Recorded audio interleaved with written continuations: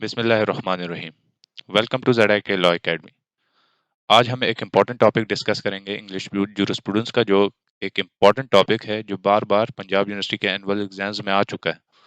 तो मेरे चैनल को सब्सक्राइब करें और बेल आइकन को प्रेस करें ताकि आने वाली अपडेट्स आपको मिलती रहें। आज का जो हमारा टॉपिक है वो है लीगल राइट्स। ये इंग्लिश जूरिस्प्रूडेंस का एक इम्पॉर्टेंट टॉपिक है। तो चले इसको स्टार्ट करते हैं। पहले हम लीगल राइट्स के बारे में जानने की कोशिश करते हैं कि लीगल राइट्स क्या है। जो लीगल राइट्स का कॉन्सेप्ट है, इसकी बहुत ही ज़्यादा फंडामेंटल सिग्निफिकेंस है मॉडर्न लीगल थ्योरी में। क्योंकि हम या कोई इंसान लीगल राइट्स के बगैर नहीं रह सकता, जो कि रिकॉग्नाइज्ड होती है और इन्फोर्स होती है स्टेट की तरफ से, लॉ की तरफ से। सर जॉन सिल्मन कहता है कि लीगल राइट्स क्या है। लीगल राइट्स इंटरेस्ट है जो कि रिकॉग्नाइज हुई होती है और प्रोटेक्ट हुई होती है स्टेट की तरफ से या रूल ऑफ लीगल जस्टिस की तरफ से। तो उसको हम लीगल राइट्स कहते हैं। तो इसके बाद हम चलते हैं आगे डिटेल पे इसकी टाइप्स को डिस्कशन पे। जब हम आते हैं लीगल राइट्स की, तो सबसे पहले हमारे पास आ जाता है राइट इन रेम। ठीक है, राइट इन रेम का क्या मतलब है? रेम का मतलब होता है वर्ल्ड, दुनिया। ठीक है, राइट इन रेम ऐसा राइट होता है जो पूरी दुनिया के खिलाफ होता है। ठीक है, कोई भी बंदा इस बंदे की राइट को वायलेट नहीं कर सकता। ठीक है, राइट इन रेम जो होता है आउटकम ऑफ लॉ होता है। जैसे कि एग्जांपल ये है कि कोई बंदा किसी की डिफेम नहीं कर सकता, कोई बंदा किसी को मार नहीं सकता। ठीक है, तो ये राइट इन रेम में आ जाता है क्योंकि ये पूरी दुनिया के खिलाफ होता है। रिम मतलब दुनिया, वर्ड। राइट एंड पर्सना क्या होता है? पर्सना का मतलब होता है पर्सन, आदमी, individual. Right in persona is the right against a particular person. किसी पर्टिकुलर पर्सन के खिलाफ जो राइट होता है उसको हम राइट इन पर्सना कहते हैं। राइट इन पर्सना अराइज होता है जैसे कॉन्ट्रेक्चुअल ऑब्लिगेशंस हो गई। अगर एक बंदा कॉन्ट्रैक्ट को ब्रीच करता है, ठीक है, दूसरा बंदा उसको इन्फोर्स कराने के लिए कोर्ट में जाकर फाइल कर सकता है। तो उसको हम कहते हैं right in property, right in persona. ठीक है, इसके बाद हमारे पास आ जाता है परफेक्ट राइट, इम्परफेक्ट राइट। ठीक है, परफेक्ट राइट क्या होता है? परफेक्ट राइट ऐसा राइट होता है जो रिकॉग्नाइज्ड बाय लॉ होता है और इन्फोर्सेबल बाय लॉ होता है। तो उसको हम परफेक्ट राइट कहते हैं। फॉर एग्जांपल राइट जो इक्वालिटी आ गई, राइट टू रिलीजन आ गया। ठीक है, राइट टू मतलब ऐसा राइट जो स्टेट ने रिकॉग्नाइज किया होता है और इन्फोर्स कराती है, स्टेट लॉ इन्फोर्स कराती है, तो उसको हम परफेक्ट राइट कहते हैं।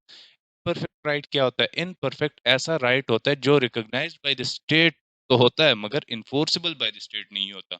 इसका मतलब ये है कि कोई बंदा मतलब स्टेट उसको मानता है, लॉ उसको मानता है कि ये इसका राइट है, मगर वो स्टेट या लॉ उसको इन्फोर्स नहीं कराती, तो उसको हम इम्परफेक्ट राइट कहते हैं। ठीक है, अगर इसकी एग्जांपल ले लो, अगर एक बंदा किसी बंदे से लोन लेता है और लिमिटेशन एक्ट के मुताबिक वो टाइम बार्ड हो जाता है। ठीक है, अगर उसका 3 साल के अंदर अंदर वो अपना डेप्ट वापस नहीं लेता तो टाइम बार्ड हो जाता है। तो उसके बाद वो बंदा कोर्ट में नहीं जा सकता, अदालत नहीं जा सकता। वो अदालत मानती है इसका राइट है, ठीक है, मगर वो टाइम बार्ड हो चुका होता है, तो इसको हम इम्परफेक्ट राइट कहते हैं। हमारे पास आ जाता है प्रोपेरिटी राइट्स। प्रोपेरिटी राइट्स क्या होता है? प्रोपेरिटी राइट्स ऐसे राइट्स होते हैं जो प्रॉपर्टी के साथ रिलेटेड हो और उसके ऑनर के साथ, उसके जो असेस्ट होते हैं, जिसकी इकोनॉमिक वैल्यू होती है। ठीक है, तो उसको हम प्रोपेरिटी राइट कहते हैं। इस तरह के एग्जांपल ले लेते हैं, किसी property ownership, rights of patent, या किसी और इकोनॉमिक वैल्यू हो जिस प्रॉपर्टी की, उसका जो राइट होता है एक पर्टिकुलर पर्सन के या ऑनर के साथ, तो उसको हम प्रॉपेरिटी राइट कहते हैं। पर्सनल राइट्स क्या होते हैं? पर्सनल राइट्स ऐसे राइट्स जो पर इंसान के या आदमी के या इंडिविजुअल की लाइफ से रिलेटेड हो, पर्सनल राइट्स हो, उसके अलावा किसी और के साथ रिलेटेड ना हो, तो उसको हम पर्सनल राइट्स कहते हैं। जैसे उसके रेपुटेशन के साथ या उसकी स्टैंडिंग इन सोसाइटी, मतलब उसकी वैल्यू जो होती है सोसाइटी में उसके साथ रिलेटेड हो, या मतलब किसी पर्सन की वेल बीइंग इन सोसाइटी जो वैल्यू होती है उसके साथ रिलेटेड हो, तो उसको हम पर्सनल राइट्स कहते हैं। ये इकोनॉमिक वैल्यू नहीं रखती, ठीक है, उसकी कोई उसको फायदा, इकोनॉमिकली कोई फायदा नहीं होता। ठीक है, तो उसको हम पर्सनल राइट कहते हैं। जैसे एग्जांपल ले लेते हैं, राइट और to live, right to life हो वगैरह, जो पर्सनल राइट्स में आ जाते हैं, तो उसको हम पर्सनल राइट कहते हैं।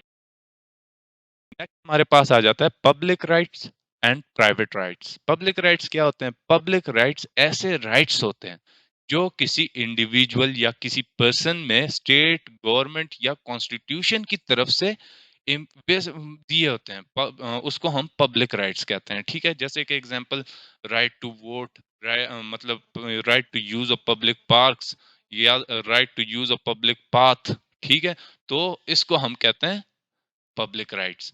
ठीक है, तो इसके बाद हमारे पास प्राइवेट राइट्स आ जाते हैं। प्राइवेट राइट्स क्या होते हैं? प्राइवेट राइट्स ऐसे राइट्स जो एक पर्सनल राइट्स को हम कह सकते हैं, तो इसको प्राइवेट राइट्स कहते हैं। पब्लिक राइट जो मतलब प्राइवेट राइट्स ऐसे राइट्स होते हैं जो कनेक्ट करते हैं प्राइवेट इंडिविजुअल्स को, प्राइवेट पर्सन्स को, तो उसको हम प्राइवेट राइट्स कहते हैं। एग्जाम्पल ले लेते हैं कि एक कॉन्ट्रैक्ट है, ठीक है, जो दो बंदे को एंटर करता है, मतलब दो बंदों को एक दूसरे के साथ बाइंड करता है, पाबंद करता है, और इसकी वजह से प्राइवेट राइट्स राइट्स जो होती हैं वो आती है। ठीक है, तो उसको हम प्राइवेट राइट्स कहते हैं। हमारे पास नेक्स्ट आ जाता है inheritable rights and uninheritable rights. Inheritable rights क्या होते हैं? इनहेरिटेबल राइट्स ऐसे राइट्स होते हैं जो जनरेशन टू जनरेशन पास होते रहते हैं एक दूसरे में। ठीक है, तो उसको हम इनहेरिटेबल राइट्स कहते हैं। दिस राइट मतलब ये जो राइट्स होते हैं, मतलब ये सर्वाइव कर जाते हैं। जब एक ऑनर मर जाता है तो उसके राइट्स जो होते हैं वो उसके हायर हेयर्स में चला जाता है। ठीक है, उसके जो बच्चे होते हैं उनकी तरफ चला जाता है, तो उसको हम इनहेरिटेबल राइट्स कहते हैं। कि एग्जांपल ये है कि a son is a legal heir to the property of his father after his death. मतलब इसमें ये कहता है कि एक बच्चा जो होता है वो अपनी फादर की प्रॉपर्टी का हेयर होता है, वारिस होता है, तो इसको हम इनहेरिटेबल राइट्स कहते हैं। अनइनहेरिटेबल राइट्स क्या होता है? अनइनहेरिटेबल राइट्स ऐसे राइट्स होते हैं जो ट्रांसफर नहीं होते दूसरे बंदे की तरफ, उसको हम अनइनहेरिटेबल राइट्स कहते हैं। ठीक है, इसकी एग्जांपल ये है कि अगर एक पर्सनल राइट्स हैं, ठीक है, एक इंडिविजुअल के पर्सनल राइट्स हैं, राइट टू लिव वगैरह, ये तो ये ट्रांसफर नहीं हो सकती। ठीक है, तो इसको हम अनइनहेरिटेबल राइट्स कहते हैं। ऑल पर्सनल राइट्स और अनइनहेरिटेबल राइट्स के, तो ये कहते हैं कि जो भी पर्सनल राइट्स है वो अनइनहेरिटेबल राइट। नेक्स्ट हमारे पास आ जाता है राइट एंड रिप्रोप्रिया। राइट एंड रिप्रोप्रिया क्या होता है? राइट एंड रिप्रोप्रिया ऐसी राइट होती है जो प्रॉपर्टी के साथ रिलेटेड होती है, कि एक बंदा अपनी प्रॉपर्टी को डिस्पोज कर सकता है, डिस्ट्रॉय कर सकता है, मॉडिफाई कर सकता है, और उससे दूसरे बंदों को निकाल सकता है। ठीक है, तो उसको हम कहते हैं राइट एंड रिप्रोप्रिया। उसके ऊपर एब्सोल्यूट ऑनरशिप होती है उस प्रॉपर्टी पर, तो उसको राइट एंड रिप्रोप्रिया कहते हैं। राइट एंड री क्या होता है?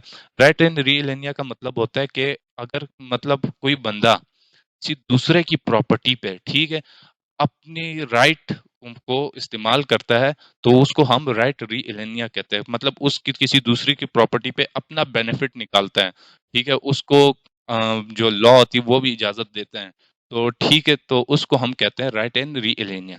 ठीक है, right and re aliena is the right in property of another person. ठीक है, और ये एब्सोल्यूट राइट नहीं होता। ठीक है, तो इसके साथ ही मेरा लेक्चर खत्म होता है। मेरे चैनल को सब्सक्राइब करें और बेल आइकन को प्रेस करें ताकि आने वाली अपडेट्स आपको मिलती रहें। शब बखैर एंड अल्लाह।